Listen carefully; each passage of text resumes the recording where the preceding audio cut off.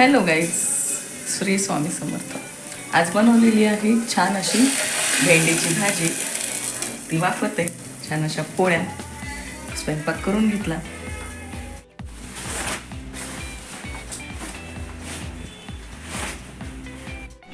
आता सर्व घरातून गेले, मुलं शाळेत गेले, ह्यांनी पण शाळेत गेले. आता आपल्याला काम आहे ते करू आपण.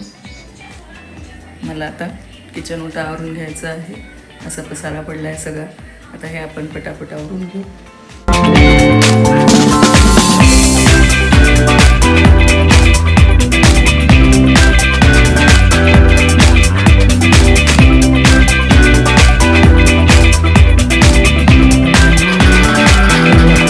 पाहू शकता. त्यानंतर मी सगळ्या घरचा ओटा छान क्लीन केला.